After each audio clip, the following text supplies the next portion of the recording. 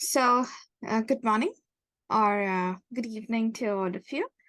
And I wanted to take today to show you how we could actually leverage generative programming with layers using, so more than generative programming, to be honest, it's actually more algorithmic programming, right? Because we are not using a generator or a transformer here, but we're still going to see that if we have multiple layers, how can we leverage those to create a combination of outputs? And Bye, that's what Mark. we, Love you. hey, Daniela, and that's why, that's how we create 1K, 10K collections. So that's something that we're going to explore today. But before we get started, I wanted to ask if anybody had any questions from the sessions we have had so far before we dive into this like the programmatic generation. Any questions? Everyone's all good? Okay, all right. Now my next question for all of you is, have you all downloaded PyCharm? Because it would be best if you can do this hand in hand with me. So that way, even you can create some art or you can create some combinations. So if you haven't downloaded PyCharm like not last week, but the week before that, that was the exercise of the homework that I had given you, that please download PyCharm and have some layers ready of artwork that you could just put on top of each other. Now, if you have done that, that's great. If not, then please try to download it while we are talking, and maybe you can give it a whirl. Um, if you I have cannot a download question, it, Sonia. yeah, So then I'm sorry, I was talking over the last minute. So the question is about the duplication that you the last time you showed the duplication. But if you can give some more information or resources later on, like in the chat, it would be helpful. Thank you. I don't remember what had I mentioned about duplication. The NFT, like you show it as the folder with how can you duplicate the same one? Like you made several. Remember, you made several of them. So I mean, last week we had created the generative parts, right? AI, yeah, the Gen AI stuff, right? Yes. So that's the one. Yes. So I still can't remember what you mean by duplicate. Do you mean duplicate or you mean similar variations? Similar, right? They like you create several folders, and then you show it like with one FT you created several folders with different color for this different colors for the same one, right? Okay, yeah, got it. So that's what we're going to look at today. Good, The thank you. the programmatic generation using all of these different layers. So that's exactly what we'll look at today. Okay. Um, right. So, I think if nobody else has any question, let's just quickly jump into it and see how we go. So again, we are using Python for this programming, but you can actually, oh, I'm sharing the wrong screen. We start sharing my screen again. Okay.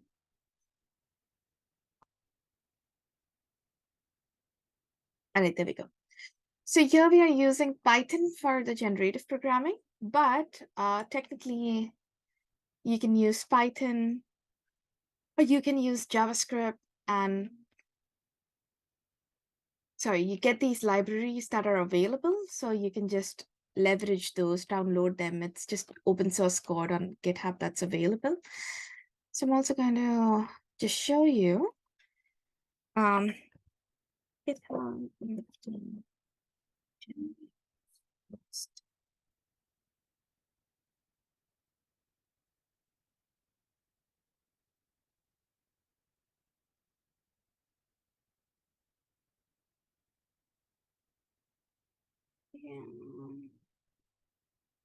So this is the repository that you can take, and they have a pretty good tutorial going on with it as well. So this will act as your reference but and you can see it's from 2021.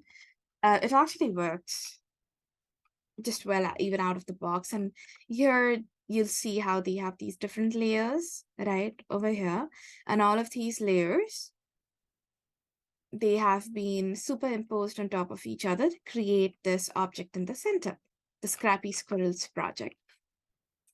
So we are going to do something similar. We're just going to see how this works. And then they have also shown what are the different libraries that you've used. Obviously, you need some programming background. To be honest, even if you have zero programming background, you can read this. If you need some programming help, one of the best ways to understand what's happening in a piece of code is also to just use ChatGPT. As you know, ChatGPT is actually free for a lot of folks to use. So I'm just going to show you how you can leverage that. And also GitHub these days, GitHub has a coding copilot. So you can also, I don't know what's happening here. Let me try logging in again. So GitHub also has a copilot. So you can also use the GitHub copilot to actually code and also explain code to you. But if you don't want to pay, I don't know if they have a free version for GitHub Copilot. I think they probably do. But if not, then you have to get a premium version. So if you don't want to pay that, you can just use ChatGPT. I don't know why this is stuck. We'll check that out later on. So I'm going to share these two links in chat to start with, so you guys have access to the library, right, that you have to use. That's the one. And then this is a reference on how to use it. Now, because this is on GitHub, the first thing you have to do is check out the library. So we'll just quickly walk through it, right? The library is written in Python. You need to have your Python pip installed on your computer. Be ready with with layers. And then as I told you, this is what the layer generation process looks like. And you have your layers in different folders. We'll see how that is organized. Then you can actually download the entire library from GitHub, as I showed you. This is the library. You can just download it from here. And then once you've downloaded it, you have to install all of these separate commands. Now, in PyCharm, if you're opening this up in PyCharm, PyCharm is a free editor. You can use PyCharm to code. So PyCharm is an IDE. You can use PyCharm to code, or you can also code in Visual Studio. So, you can do that. And by the way, you also have JavaScript libraries that you can use. So here we are using Python, but technically you also have JavaScript libraries, and you can also use JavaScript libraries to code and get your metadata generated, and they have similar results. I mean, obviously, different coding logic, but they all, I don't know why this is not working. That's okay, because then I'm trying to log in. That's okay, we can check that out later. All right, so what we are going to do is, we are literally just going to take a look at this and then do some generation, okay? So now let's first take a look at the code here. So when you download the library,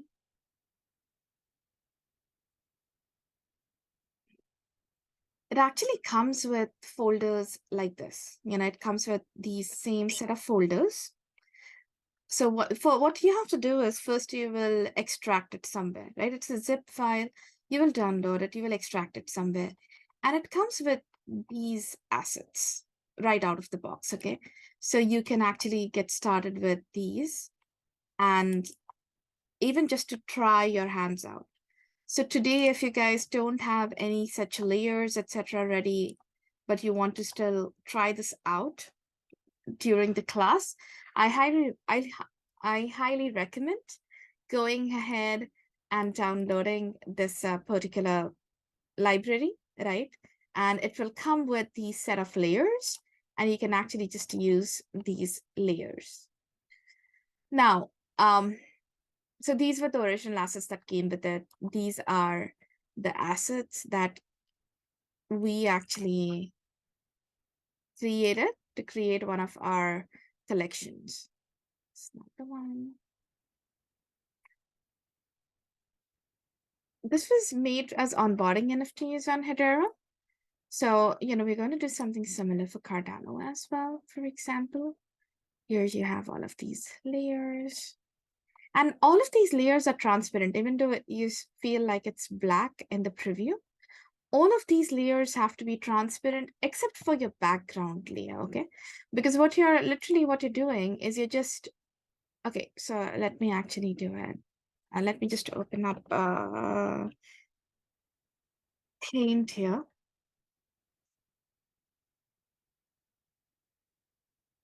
So you can see what are we doing, right? Now let me change the size of the canvas here to 1080 by 1080. Okay. So literally in this case, what we're doing is we're gonna use one of the backgrounds, right? This is how the process actually works. So we have one of the backgrounds here, right? The next step technically is layering these on top of each other in a certain order. In our case, the order includes layering the base model first. So we have the head here. We just take one of these heads. And the layers are all the same size. But as you can see, I dragged that and dropped it here. So everything is transparent. That's why you can see the background. Okay. So when you're creating your layers, that's the first thing. Your background, obviously, whatever different layers you have for your background, that will not be transparent, right? But besides that, all of your other layers will be transparent.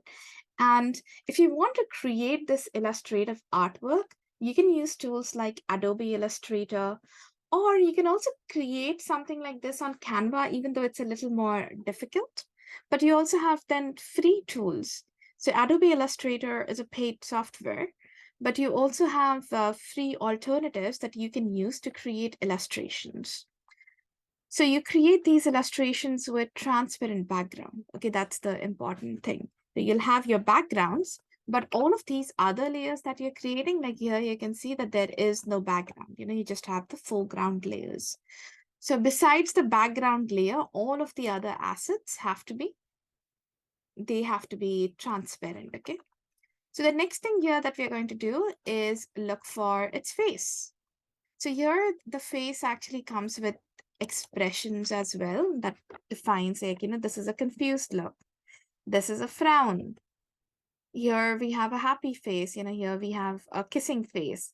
Here it's an expression for the guy being mad, right?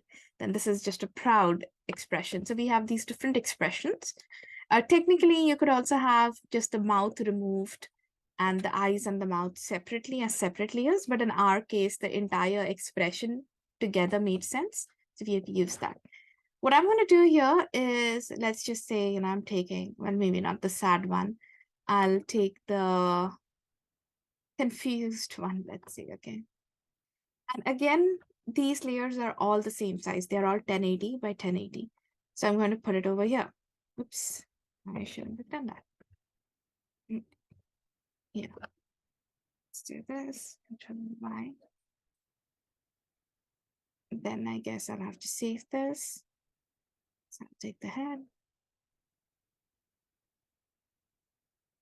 Oh, sorry. Okay.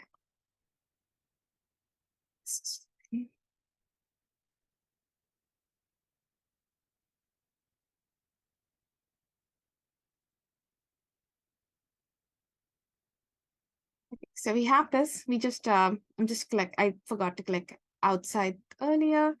Let me change this to 1080 by 1080.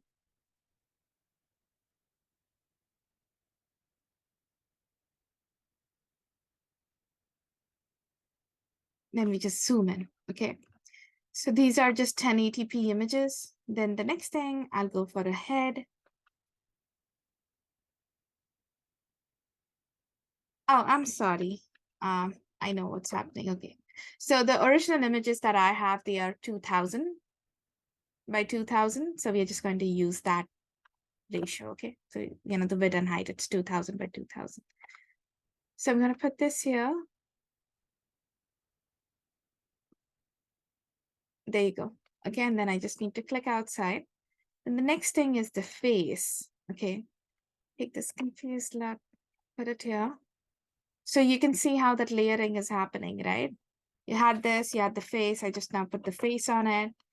The next thing I have here is a flower that goes on the top of this little guy's head.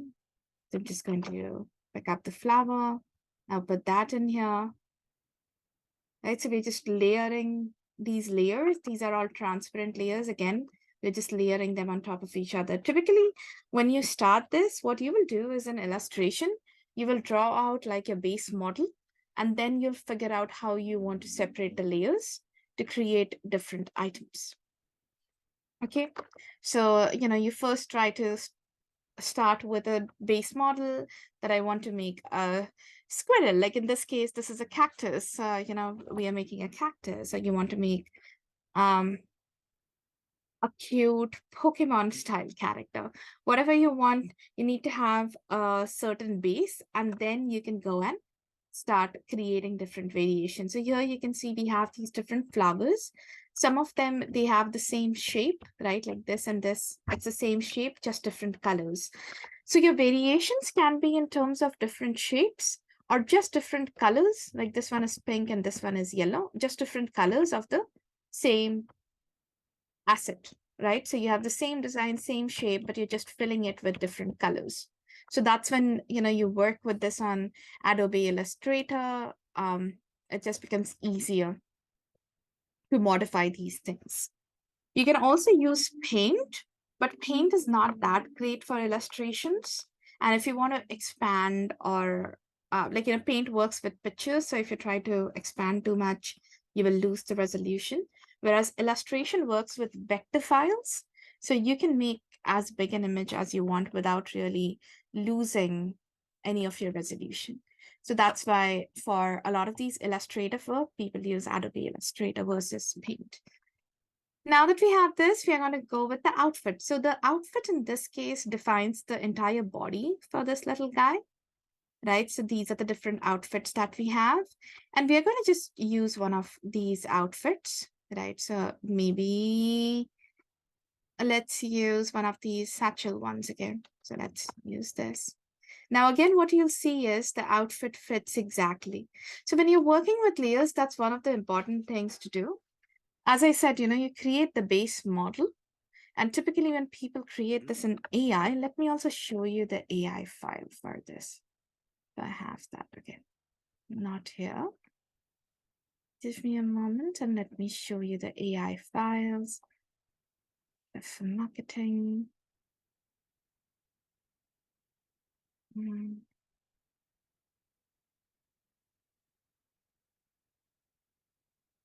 Yeah.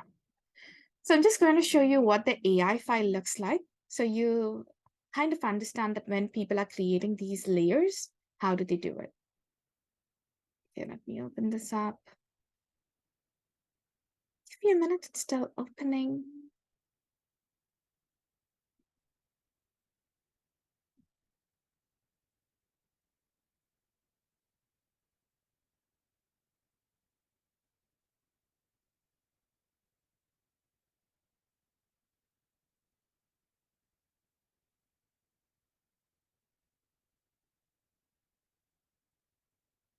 So what you can see here are all of these different layers, and even here, they have been bunched as such, right?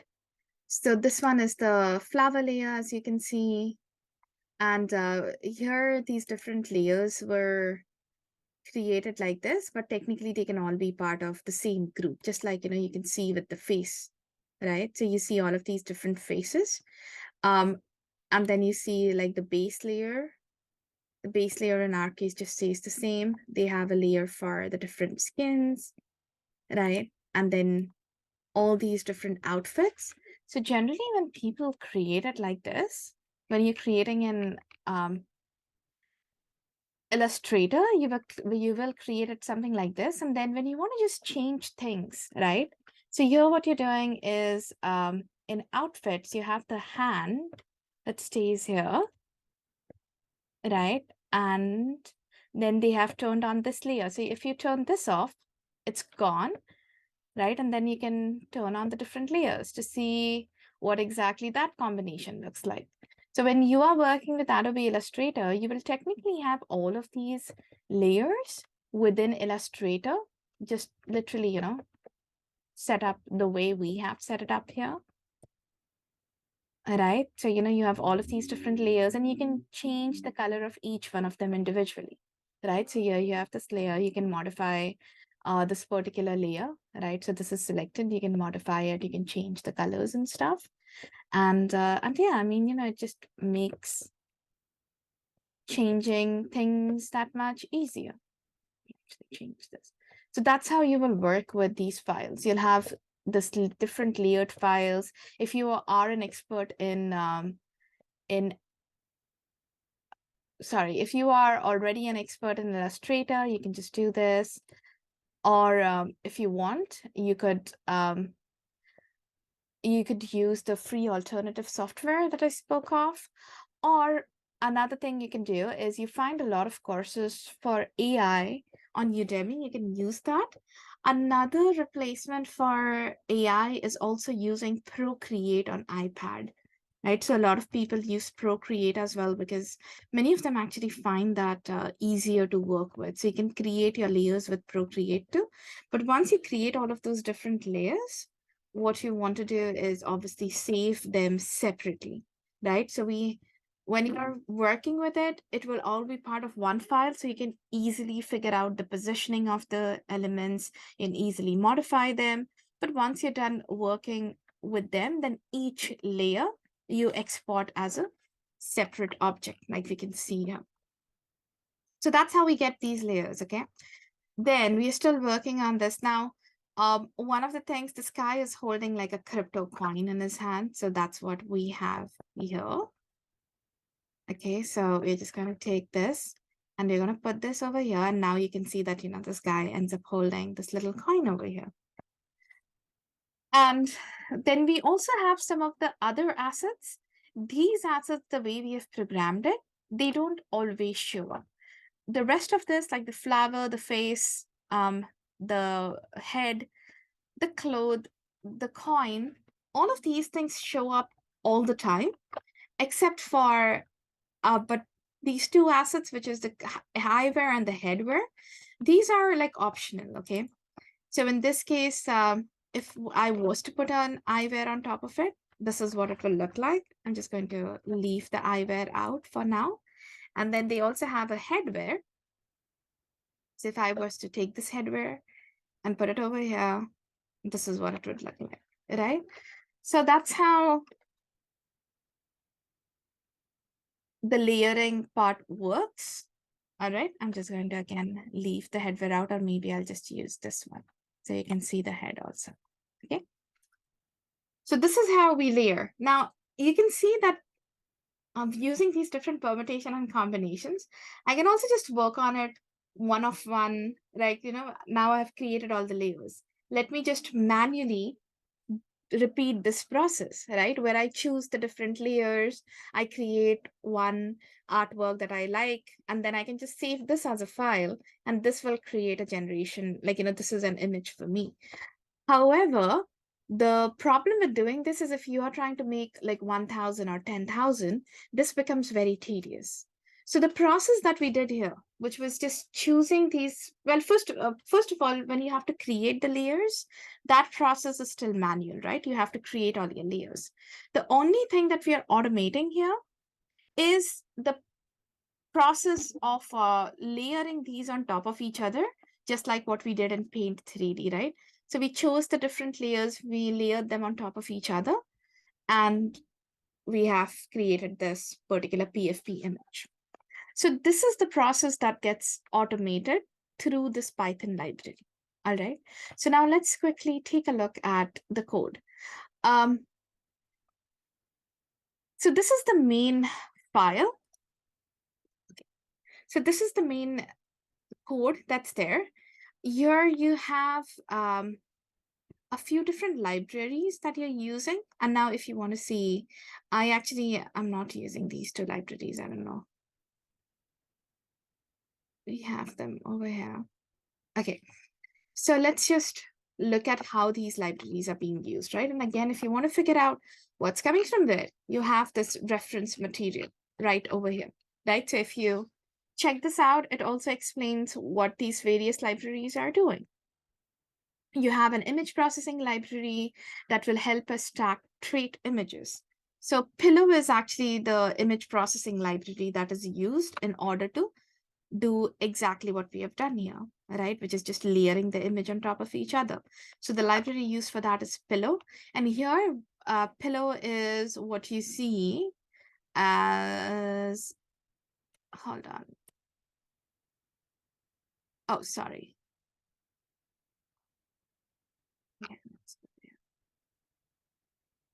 Yeah.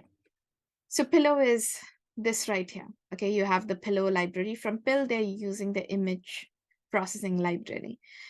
There is also a library called Pillow in Python, but when you download the library, the one you want to download is something that's named PIL because the Pillow library itself has been deprecated.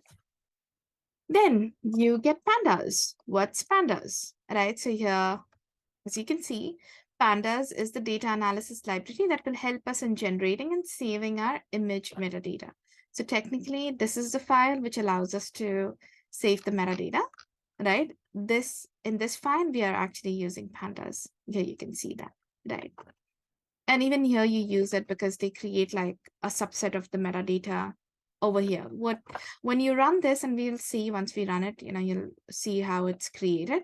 We actually get a CSV file with the layers, and then we use the second program, which was metadata.py, to actually create a JSON file. Okay.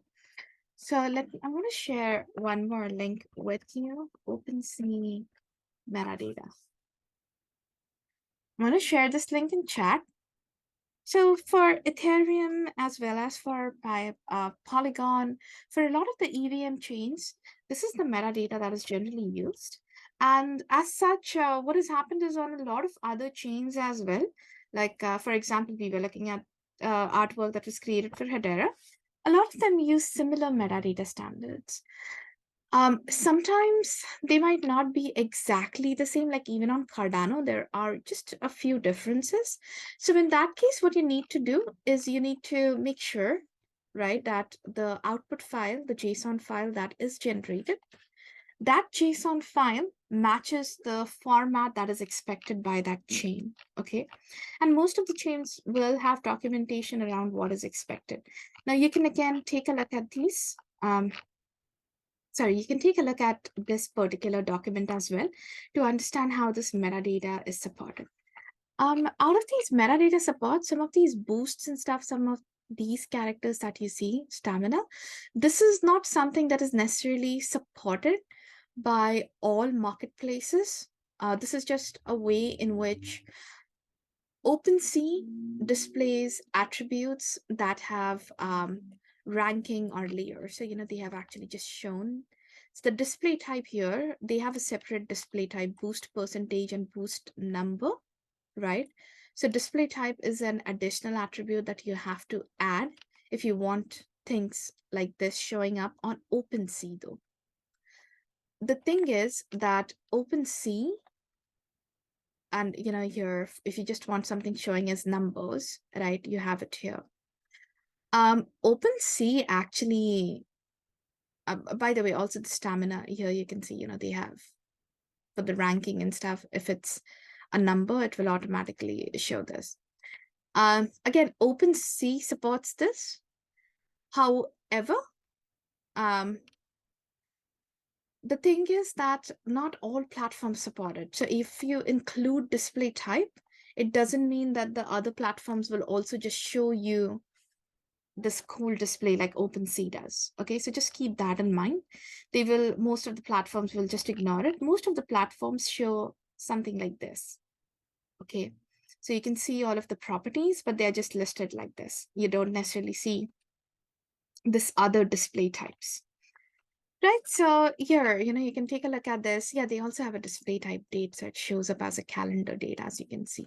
But anyway, this is a good resource if you're deploying something on Ethereum or on Polygon, and OpenSea is the largest marketplace for those chains. Then, yeah, you can just use this format that you see here. Okay, so that's that JSON format we create through this particular program. So when you open it up, hold on, just go back here.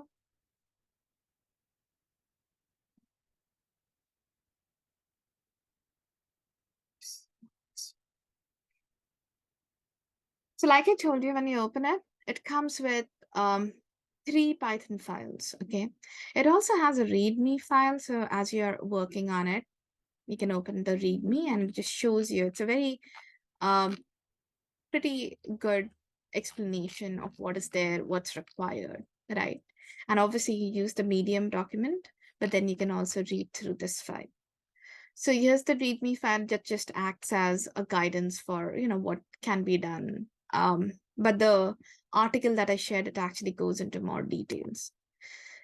So out of the box, it comes with 3 Python files, config, metadata, and then a generation file. Okay, I have changed the name of this file, but I believe when you download it, it just says main.py.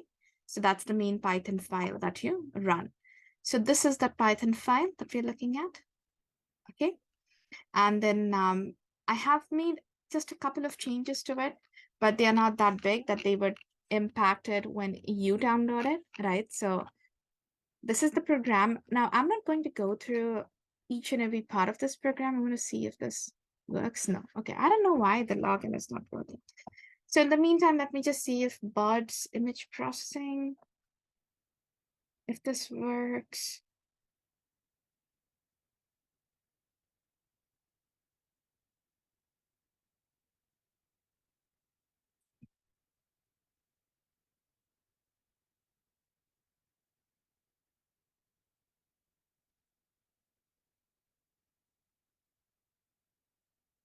So if you do this on ChatGPT, this actually works pretty well. I don't know if Bard is trained for programming, but I guess, yeah. So unfortunately, Bard doesn't work with it. This is where ChatGPT works very well. So you can just take, but I don't know why the hell it doesn't want to log in. Maybe I'll just do one thing.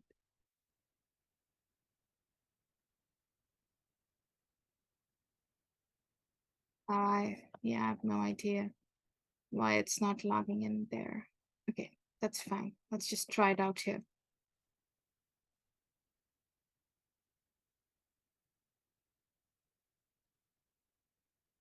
Okay. All right. So you can use GPT 3.5 or GPT 4. You need to get a subscription. So if you don't have the paid subscription, by default, it will be GPT 3. You will not see these choices, right? So here, what I'm going to say is explain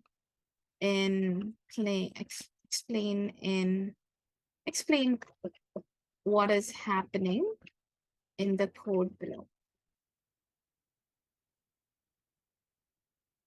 So when you do this with ChatGPT, it will just go through the code. ChatGPT has been trained on a lot of code bases.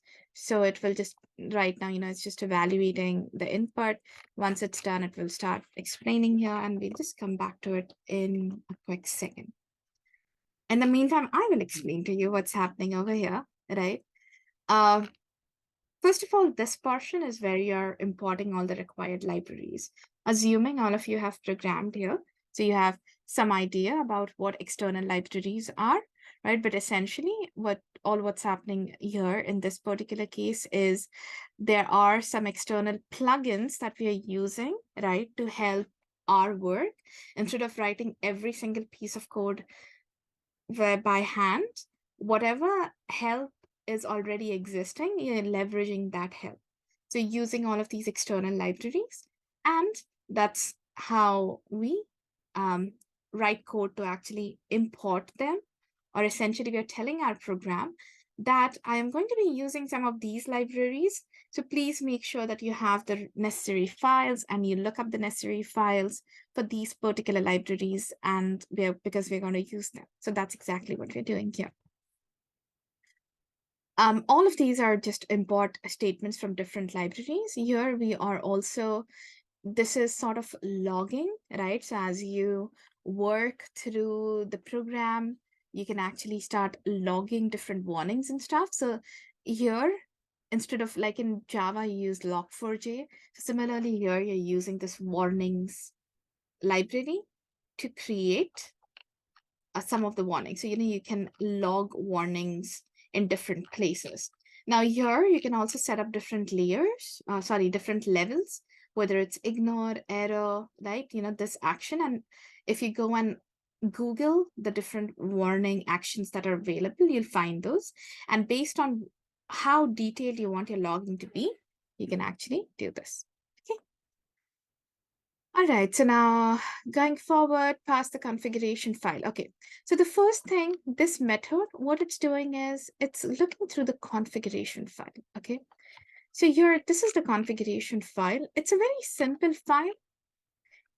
What you do in the config file is you have this recurring set of objects available. And this is like even though it's a Python file, it's just structured, as you can see, as an array, right? Sort of a JSON array. Even in Python, it's something similar. So it's a collection over here, essentially. And here, what happens is this ID and the way you have layered it, the way it appears here, that is how it looks at the positioning of these different layers. Okay. So you have the ID, you provide a name. This is the name that you use in your metadata, and this name can be different from the directory that you're using. Now, the way this code has been written, it looks for this directory under a folder called assets, right? Under this, in the same location where the config file is located. Okay, that's why this is how you set it up. The config file, your metadata, all your Python files will be outside all of the folders, and all of them are part of the same folder generation. Okay, so this is how it is structured. And if I just show it over here, here's how it's structured, right? You have the Python files over here, and then whatever location you've mentioned, whatever directory name you've mentioned, and it is case sensitive, it will look for that directory under a folder called assets. Okay. You can obviously change the code to change the location, etc. But out of the box, the code works with minimal changes if you follow the structure as is. This.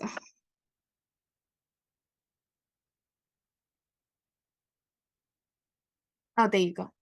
Right. So it generates a set of avatars by combining different layers of traits. So if you look at this, it actually just explains in simple terms what is happening.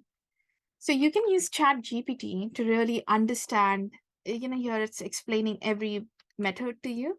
So in the absence of a trainer helping you out, you can use ChatGPT to help you explain what's happening in a particular method. Here we have used it to explain what's happening in the entire program, right? But you can also instruct, you can provide like this entire code to ChatGPT, and then you can also just ask ChatGPT to explain what is happening in the,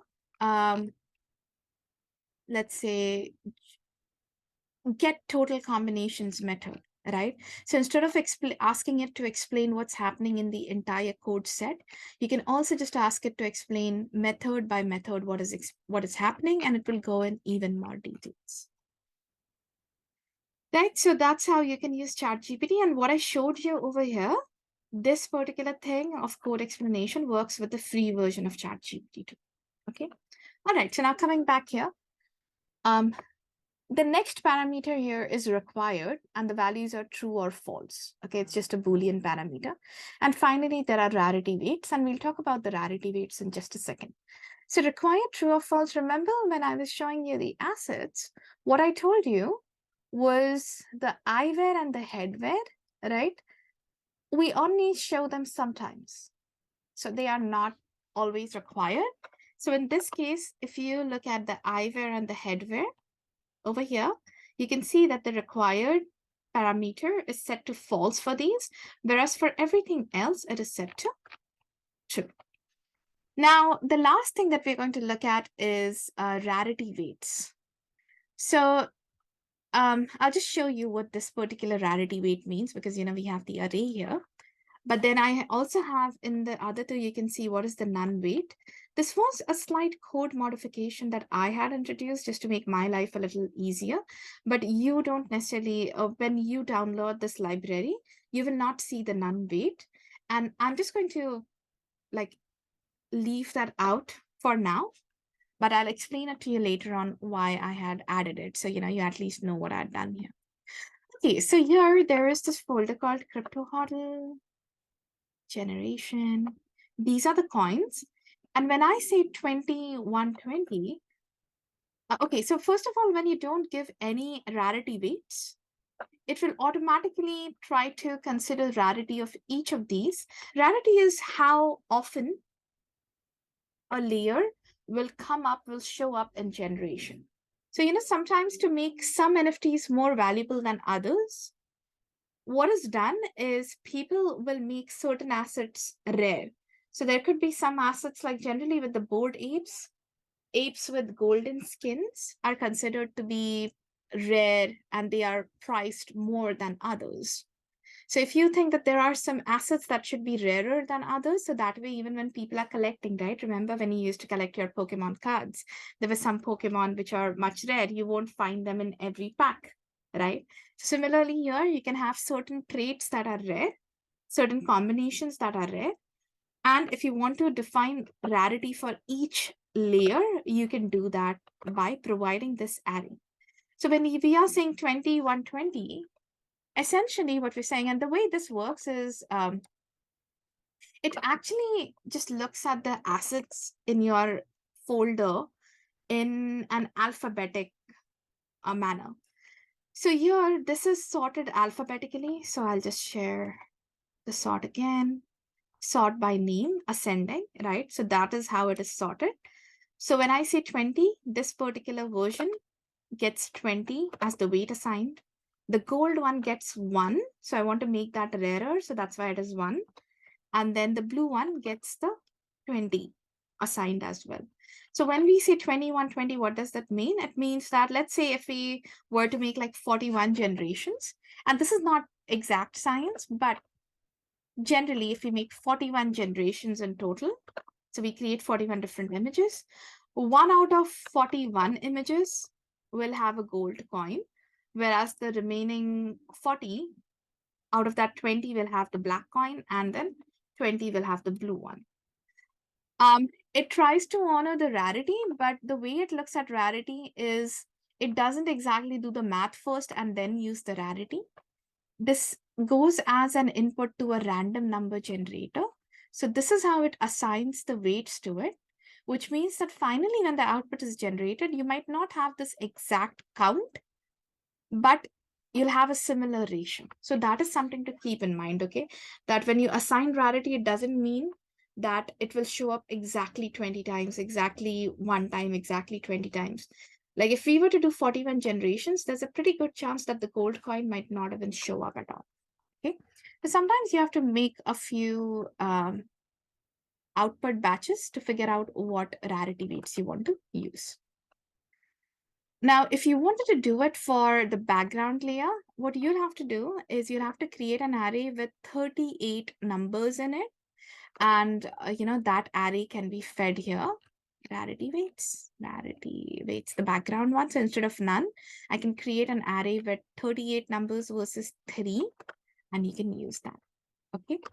Now, what I have done, also, if something is not true, so let's say if this was false, so the coin didn't show up all the time, then instead of 3 weights, because there are 3 layers, you actually add 4 weights. So the fourth one, which is actually the first number in the object, that number tells you how often the object should not show up. So if I did 50, 1, 20, 20, and this was set to false, then this weight, the first weight, would determine how often the number should not, this layer, the coin should not show up. Okay, so if I did 91 generations, 50 times it will not show up. And again, it's not exact science, but it's like, approximately 50 times it won't show up. It will show up the remaining 41 times, and again, approximately, and this is the ratio in which it will show up. So that's how this none weight, that's why I have this none weight. So I'll just tell you why I added that none weight. So I was just being a little lazy. I did not want to add weights for like headwear, right? So we have 19 headwear.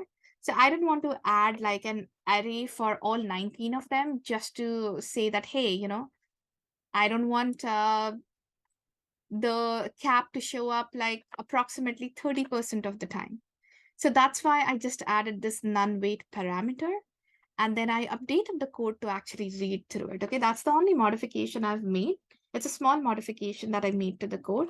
But when you download this code, you're not going to necessarily see that modification. So if you have to supply a none weight and you don't want to modify the code, what you will have to do is, depending on how many layers you have, first of all, to say that, hey, this object should not show up X number of times, you make the required false. And then instead of giving this, like, provide, instead of this configuration, you will use this configuration the way I showed you. You will change this to false, and then the first item. So depending on how many other items you have here, you will create an array for that. And if you want all of them to show up the same amount of times, you just put one for all of them, right? And then once you've created an array with 18 or 19 ones, because here there are 19 items, then you will add another value as the first element of that array, right? And that value will be the value for how often that layer should not show up, okay? And also, again, when you're assigning weights to the layers, here you're not exactly specifying that, hey, the baseball layer should show up one time. So what it does in this case is it will just match the number of items you have in this array to the number of items in the folder. And then it sorts it alphabetically, as I said. And then based on the alphabetic sorting, the first element here will get the first value in the array. The second object layer will get the second value in the array. And that is how this works, okay?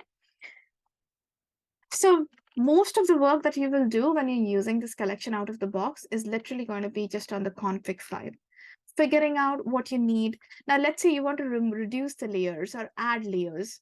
You will simply just copy and paste this in the right order that you need multiple times. And then, you can just change the ID. I like to just place it the way it's going to show up in the generation.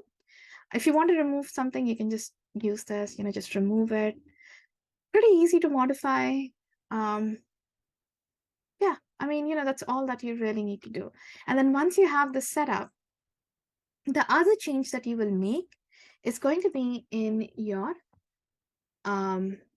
object file over here. So let me see.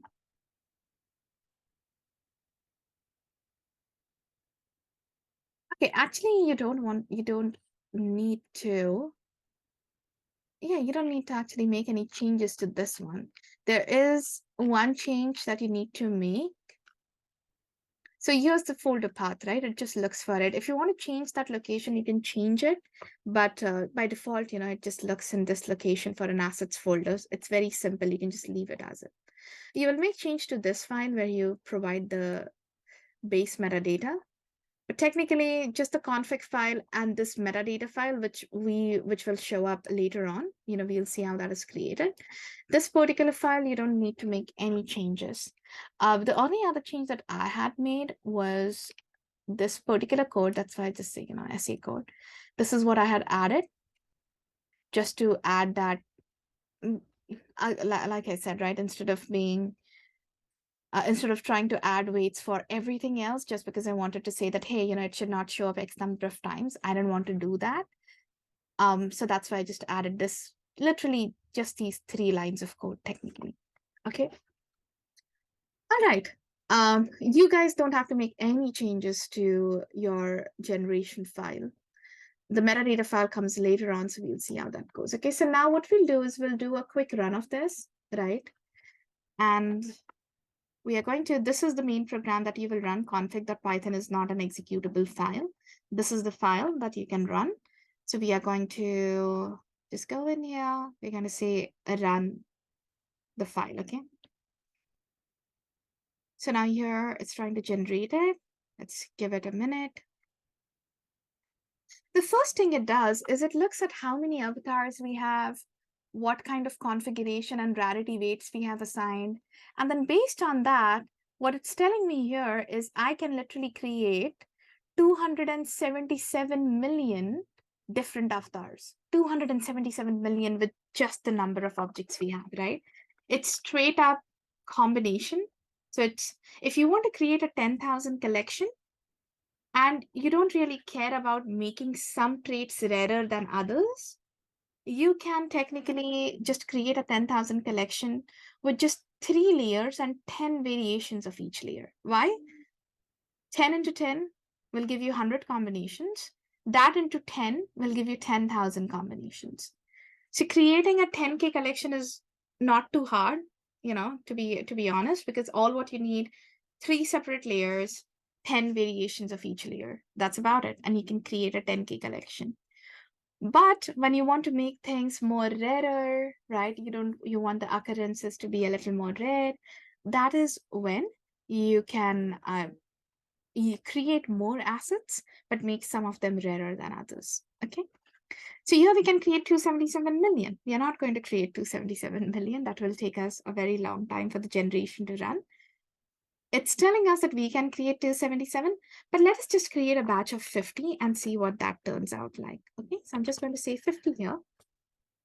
You in the console that's running, you provide your input. So it's asking how many of those would you like to create? Enter a number greater than 0. So we are entering 50. Then once you hit enter, it will ask you for an addition name. So I'm just going to call this itself. Okay. And now, again, if you remember this progress bar library, they actually use this progress bar library to show this. So that way, you can see that, okay, all right, this is what is happening. This is how much time it's taking. So they're using the progress bar library to actually show you that.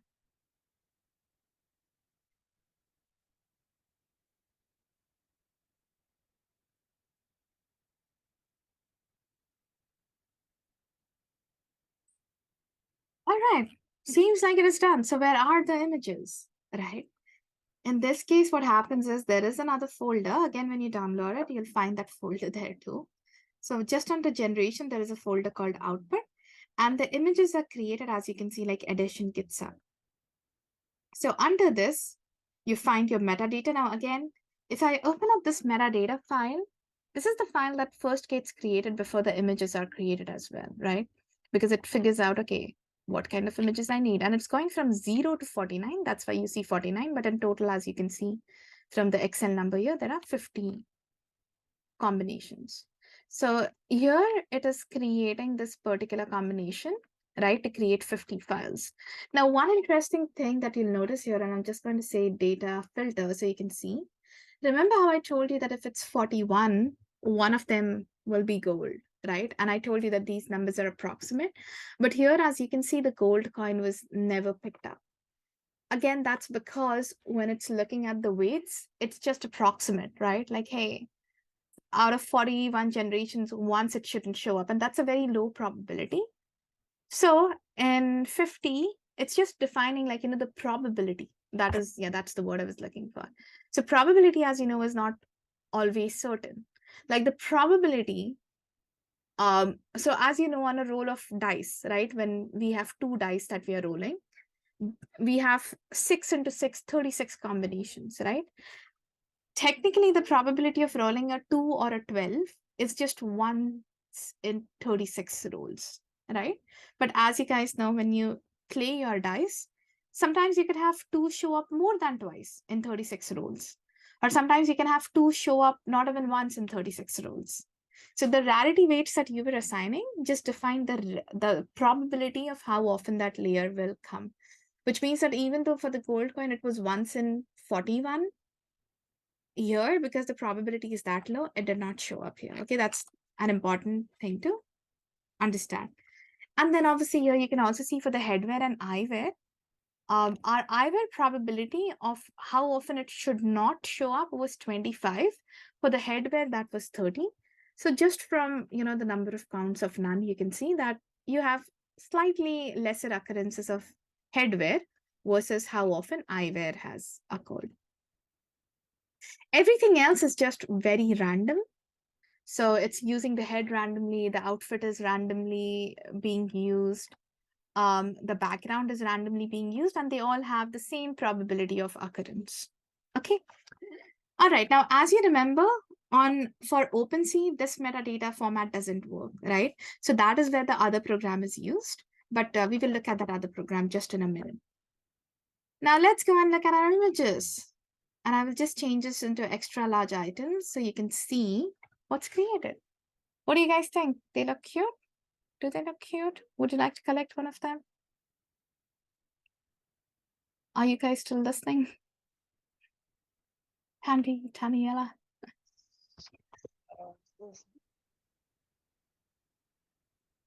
So this is what we have finally created. I don't know if folks are still there. Wait, I hear. Can you hear us? Can you hear Yeah, me? I can hear you, Tandy. Yeah. Were you able to follow along? Like what happened so far? Okay, good, Yes. good. So now as you can see here, the caps, you don't see the headwear occurring all the time. The same with the eyewear, right? It's not showing up all the time because that layer was not required. Everything else, you will see at least the outfit showing every time. You'll see a face showing every time, a flower showing every time. The flower is there, like in this case, when we use the beanie, it is hiding the flower behind it, but technically the flower is there. Okay. Thanks, Daniela. Yeah, so you can create layers like this, right? Depending on whatever you want to create. Maybe you want to create a baby face. Maybe you want to create a puppy. You want to create a kitten. So you can just create these different layers and then you use the program to do it. Now, the final part of the program is creating the metadata. Now, again, here when you look at this metadata, it's a CSV file, right? A comma separated file. And as we saw on OpenSea, right over here, the metadata format has to be something like this, right? A JSON format. It is not in that JSON format. So for this, like once you're happy with the images that are created, you go to Python. If you are not happy with it, you can create like another batch, just give it a different edition name. Okay. And then, you just keep going from there. Now, if you're not happy with the metadata that you have, if you're happy with the metadata, with the images that are created, the last thing that you will do is open up the metadata file, right? So this is the metadata file over here. You open that up, and then in metadata, there are two things that you need to change. That's the name of the base name of the generation, and the base image URL. So what is the base image URL, right? This is the URL where you're going to upload your assets. Now let's talk about how you can store assets, all right? Yeah. You can literally store your assets on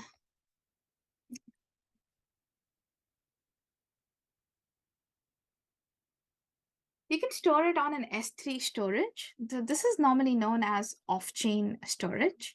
Okay, like you're storing on your own server, you're not necessarily storing on-chain. And then you can store it on IPFS. Now, even on IPFS, it's actually not being stored on the blockchain itself. So storing any piece of information on blockchain is actually very expensive.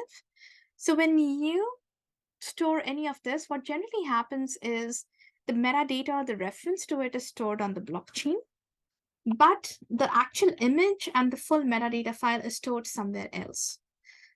So there is something called IPFS, which stands for Interplanetary File Storage.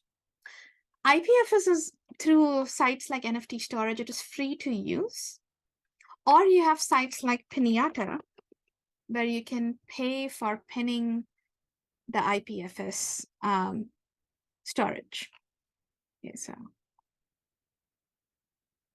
it is actually more expensive than S3. So for our own collection, we just used regular S3 storage from Backblaze. Backblaze is cheaper than Amazon, than AWS storage. So, we use that. And I'll just show you where we have stored some of our files. So it's in the cloud bucket and arbis86.com. When we look at this, upload or download. So here you can see that we have, this was like the onboard NFT collection. No, this is the one NFT image. So for our main collection, we had stored these images on chain. So these were 3D objects that we had created. So, yeah.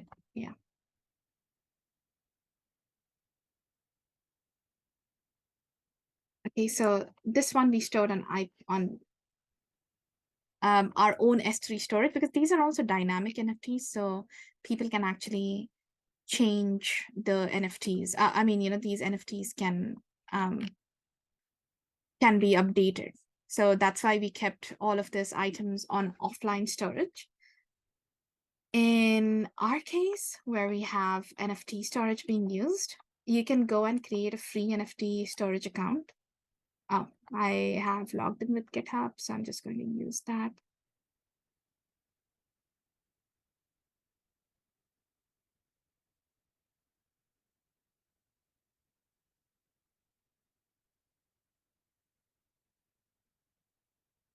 Have two identical. Yeah, there we go.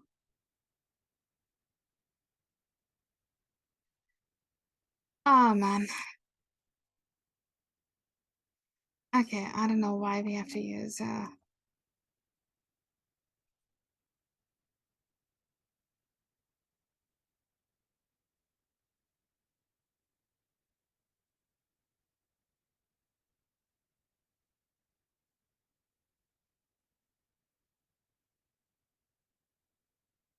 sorry. Sometimes, all of this additional security steps. Okay, right, so I'll have to now sign in again. So, oops, sorry about that. Let me quickly sign in here. I just need to, this is the last part, the storage part, and then we'll be done. Oh.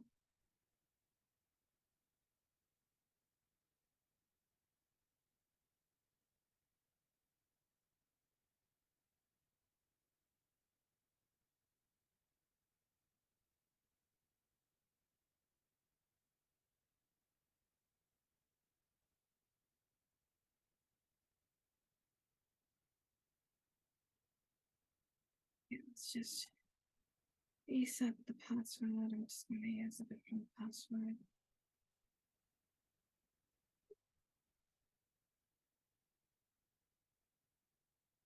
And Tandy, when you edit it, just remove this password reset thing, okay?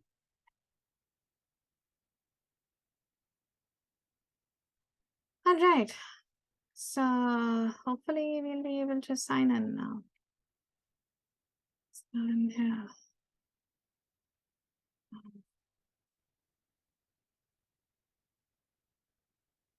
Okay. Now that I'm signed in here, let me try signing in here too. Okay. So it just completely lost the login here. So let me just go and log in with GitHub. So Tandy, just make sure to edit out the login part. Okay. The login part as in, the password reset part, please. Okay. So there we are. So now what you can see here, this one actually IPFS takes a very long time to pin items.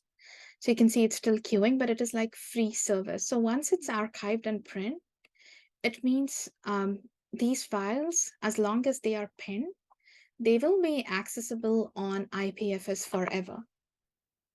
It does take, because it's a free service and a lot of people use it, it takes a very long time.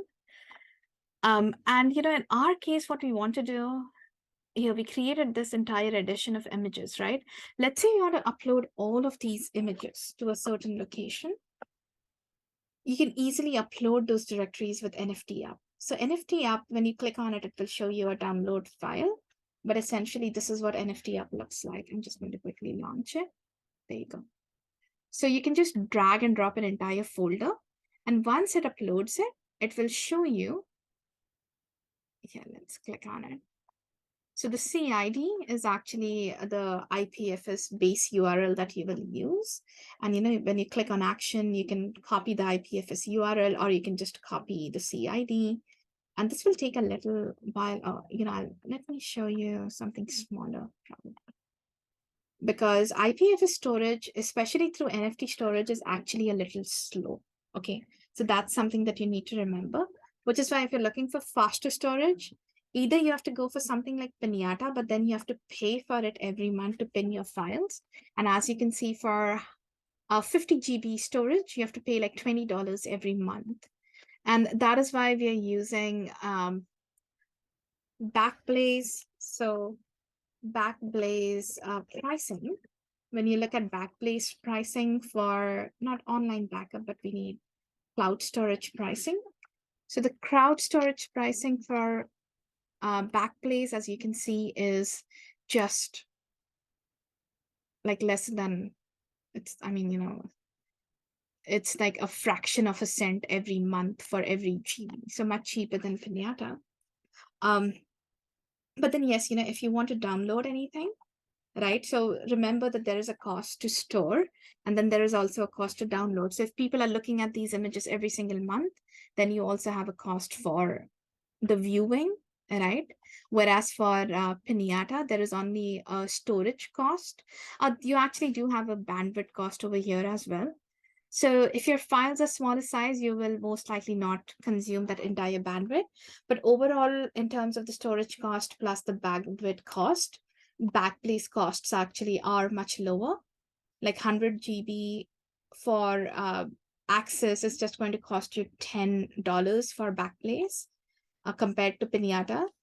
And then the storage is going to be much lesser. The storage is just going to be like half a cent for 100 GB, right? So overall, the pricing of Backblaze comes to be lesser than Pinata. We have about, we have a lot of files stored on Backblaze, to be honest. But then every month we're just paying like a couple of dollars because people don't necessarily look at their images and everything every month too. Technically, it comes to like, almost $5 per TB per month. But again, remember that is just a storage cost. You also have to add the download cost to it. There is some amount of download, I know, that's kind of free. But when you start exceeding it, that's when you pay the fees. All right, so if you don't want to pay any fees at all, then you can look at just uploading your data through NFT storage. However, like I told you, when you upload it through NFT storage, there is a chance it is normally very slow. Okay. All right. So this one, as you can see, it's still loading. You will be able to see the images much quicker. Here, it's trying to load all the files, right? So that's why it's this. It didn't even load it correctly, but basically here you can see that it has all of these thumbnails for another music collection that we had. All of those thumbnails are stored here. One of the things I like to do is on Hedera, you have like multi-file NFTs. So we upload it on IPFS so people are comfortable and it's there forever on IPFS. But then we also upload them on S3 so they can easily access it. Like it loads much quicker through S3. Okay. Right. So finally, this is the final part. So what you have to do here is once you have actually created your images, you upload all of those images through NFT app. You can upload the entire images. You can just drag and drop the entire folder. NFT app will provide you with a URL like this. You can just copy the IPFS URL, right? And this is what an IPFS URL looks like. And that gives you just the base URL for that. And what you do is you just go in here and you just use that base URL over here. Okay. Now, if you do it on something like Backblaze, for example, then here, as you can see, I have these different URLs, right? So I can use one of these URLs, but instead of using the native URL, I will use this S3 URL or a friendly URL to access it. Okay. I want to use that. And what it will do when you use the URL for Backblaze, you just basically use, oh, just going to copy this. Instead of using everything till PNG, you will just use the image base. Okay, just up to the folder containing it. And what it will do is then it will automatically, as you can see, these objects are automatically created like this. When you use this particular program, it just numbers it like this, right? So what you want to do is you just upload them as they are, because if you want to change the names to image names like we have over here, remember this was like a completely different programming flow through which we created this. Okay, this was we were still using, we actually did use like a modified version of the scripts over here in a certain way, but this entire output is in Blender. So we did not use image layering because these are all 3D images over here. But we had our own custom program. That's why it's different. When you're using this generative NFT master program, you're best off just leaving the names as they are, right? And what it will do is it will automatically create these different URLs where it will use this base URL, and then it will automatically append /00.png to start looking for the first image and so on. Okay.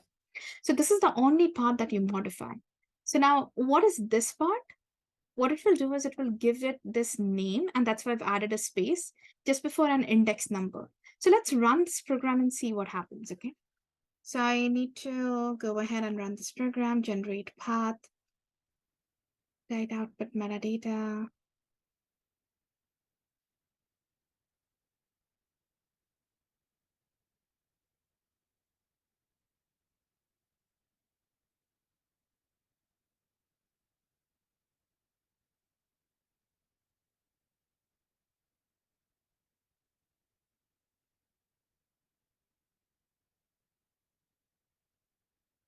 Right, so it will ask us for the edition name when we run this, all right?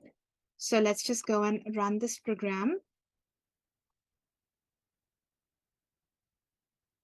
Now it's asking us which edition. So remember, we called our edition Kitsa, right? So we're just going to run that. And now it can see that there are 49. So it's just trying to, because this was text generation, it was much quicker. And here you can see it's saying that the process is done. So let's go and look at the folders. So inside the edition Gitsa folder, now you can see this JSON files created. So for each NFT, a JSON file is created with the corresponding index number. When you click on it, this is what you can see, right? You can see all of those attributes. So all what I'm going to do is I'm just going to take this, go to Google here and check JSON reader, right? So yeah, I'm just going to put it over here.